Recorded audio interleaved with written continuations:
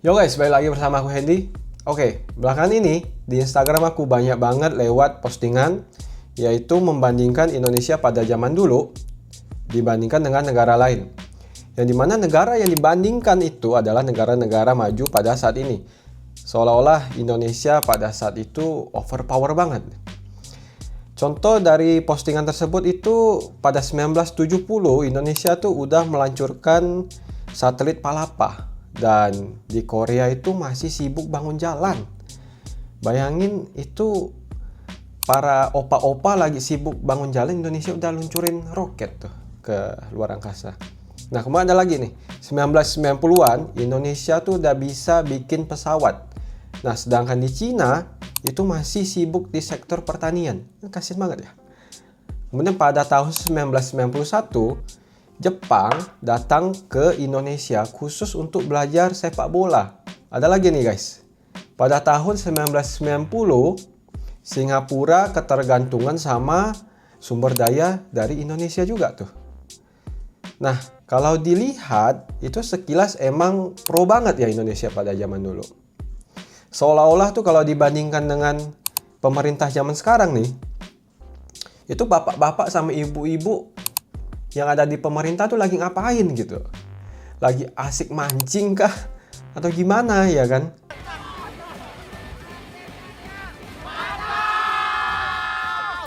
Karena aku ini kepo nih sama postingan tersebut, maka aku melakukan beberapa research nih untuk membuktikan kalau postingan itu benar adanya dan tidak menyesatkan.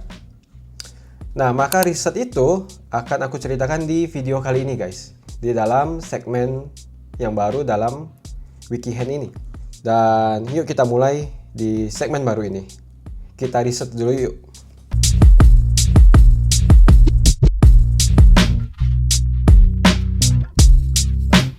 Hari ini satelit Palapa akan diluncurkan. Tepat pada waktu yang ditetapkan, jam 19.30 waktu setempat, bersamaan dengan jam 6.30 pagi waktu Indonesia bagian Barat.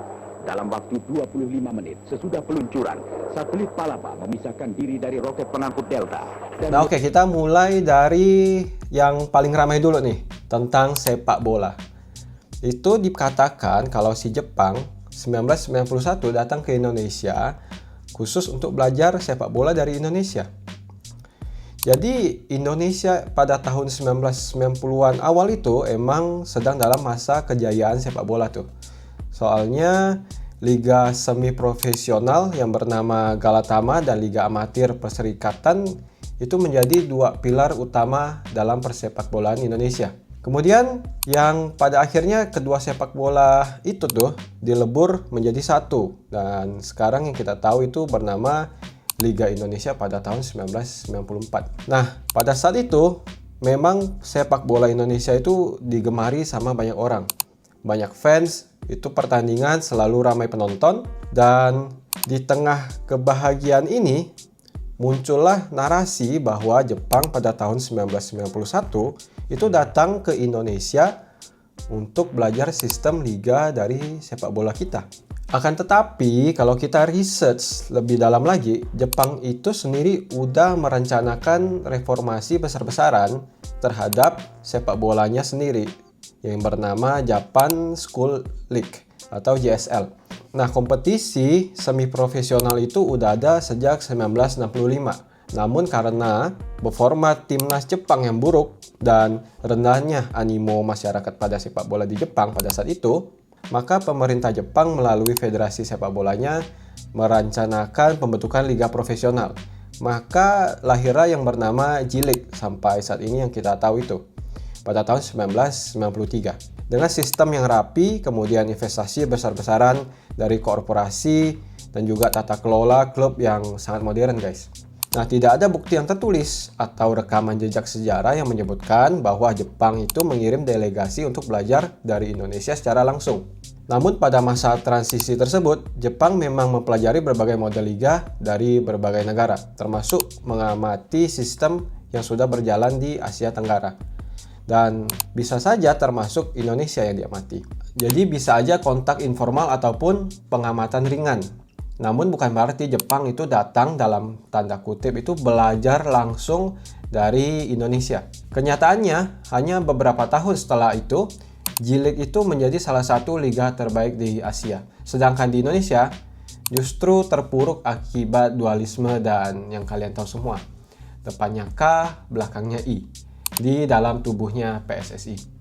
Kemudian dalam postingan tersebut juga menyatakan bahwa Malaysia itu pernah mengimpor guru dari Indonesia pada tahun 1960-an. Nah, narasi bahwa Malaysia mengimpor guru dari Indonesia pada tahun 1960-an itu sebenarnya memiliki sejarah juga. Nah, setelah merdeka dari Inggris pada tahun 1957, Malaysia itu mengalami namanya krisis tenaga pendidikan karena sistem kolonial sebelumnya itu tidak memprioritaskan pendidikan luas bagi masyarakat Bumi Putra di daerah Malaysia. Nah, sementara itu, Indonesia itu baru aja keluar dari masa revolusi kemerdekaan.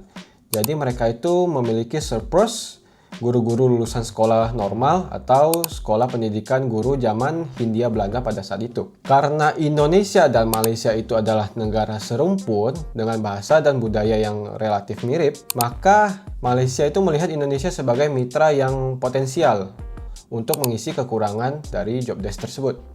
Memang benar ada sejumlah guru dari Indonesia yang dikirim dan pindah ke Malaysia, baik secara formal ataupun informal, untuk mengajar di sekolah-sekolah dasar ataupun di daerah-daerah terpencil. Bahkan dalam banyak dokumen sejarah pendidikan di Malaysia, disebutkan bahwa guru-guru Indonesia itu dikenal disiplin tinggi dan memiliki metode pengajaran yang sangat baik. Namun hubungan ini tidak berlangsung begitu lama. Seiring dengan kemajuan pendidikan di Malaysia, pemerintahnya itu mempercepat pembangunan institusi pendidikan guru lokal.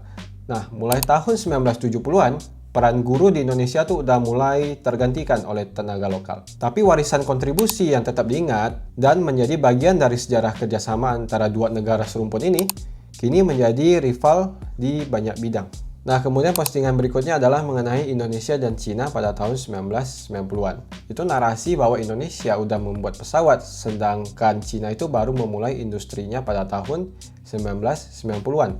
Terdengar tuh memang Indonesia super power banget tuh pada tahun itu. Tapi tidak semuanya itu akurat. Memang Indonesia mencetak sejarah besar ketika Bapak Presiden B.J. Habibie dan IPTN meluncurkan pesawat N250 Gatot Kaca pada tahun 1995. Sebuah pencapaian monumental yang membuktikan bahwa Indonesia itu punya SDM dan teknologi untuk membangun industri pesawat terbang sendiri. Namun di sisi lain, Tiongkok itu tidak bisa dikatakan dalam kutip baru memulai industrinya pada era 90-an. Karena sejak 1950-an, mereka tuh udah membangun industri manufaktur besar-besaran dengan bantuan dari Uni Soviet. Memang benar bahwa pada zaman era Mao Zedong, banyak banget program industri tersendat karena revolusi kebudayaan dan kekacauan ekonomi. Tapi begitu masuk ke dalam eranya Deng Xiaoping pada sejak 1979, Tiongkok itu melompat jauh dengan reformasi ekonomi dan membuka pintu bagi investor asing, industrialisme dan modernisasi teknologi pada negaranya tersebut. Nah, pada tahun 1990-an, Tiongkok itu sudah menjadi basis manufaktur dunia meski belum menyentuh ranah teknologi yang tinggi.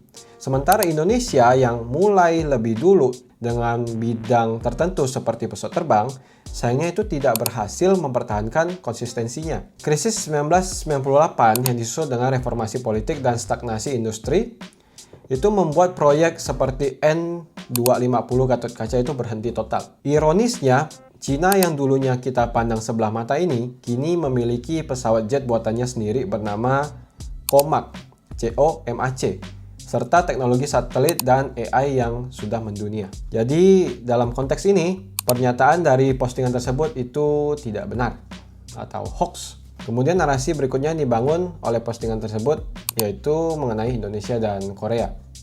Memang sebuah kebanggaan Indonesia itu udah meluncurkan satelit Palapa pada tahun 1976.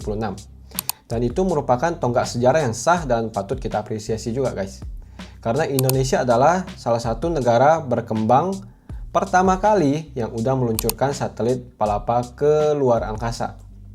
Dan itu merupakan misi yang besar pada masa Orde Baru tersebut di bawah Pak Soeharto untuk memodernisasi komunikasi nasional. Namun kalau dibandingkan dengan Korea Selatan yang disebut baru memulai transisi industri tanda kutip tersebut di tahun 1990-an, itu adalah narasi yang cukup menyesatkan dan tidak benar. Karena Korea Selatan pada tahun 1960-an itu udah mulai menjalani strategi pembangunan berbasis ekspor dan industrialisasi cepat di bawah Park Chung-hee. Dan mereka memang memulai dengan tekstil dan garment, namun pada tahun 1980-an itu mereka udah memulai beralih ke baja, mobil, dan juga elektronik. Pada tahun 1990-an, merek seperti Hyundai, Samsung, dan LG, dan semua merek tersebut mungkin kalian udah tahu juga ya, semua itu udah dikenal secara global. Samsung bahkan udah memproduksi chip memori komputer, dan LG udah mengekspor produk elektroniknya ke daerah Amerika.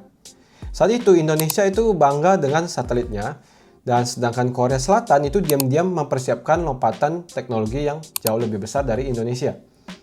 Jadi bisa dibilang narasi tentang Indonesia dan Korea itu tidak benar, guys. Narasi berikutnya adalah mengenai Singapura sangat tergantung pada energi dari Indonesia pada tahun 1990-an. Itu memang memiliki kebenarannya sedikit, guys. Karena Indonesia memasukkan gas melalui pipa bawah tanah itu ke Singapura dan juga menyediakan batu bara serta energi lainnya ke negara Singapura pada saat itu. Dalam konteks hubungan bilateral, Indonesia itu adalah salah satu mitra penting dalam menjaga kestabilan energi Singapura yang tidak memiliki sumber daya alam sama sekali. Namun, kalau dalam konteks tanda kutip masih bergantung, seolah-olah mereka itu tertinggal dan itu sedikit menyesatkan. Karena Singapura pada tahun 1980-an itu udah menjadi pusat keuangan dunia, pelabuhannya tersibuk, kemudian memiliki sistem pendidikan kelas dunia. Nah, kemudian Singapura itu memang mengimpor energi, tapi mereka juga mengekspor itu jasa keuangan, teknologi, dan juga pendidikan. Dalam waktu yang singkat, Singapura itu udah menjelma menjadi negara dengan pendapatan per kapita tertinggi, jauh melampaui dari Indonesia. Yang menarik adalah Singapura ini berhasil memanfaatkan ketergantungannya pada negara tetangga sebagai alasan untuk memperkuat diversifikasi energi dan efisiensi nasional, kemudian menjadikannya lebih kuat dalam jangka yang panjang.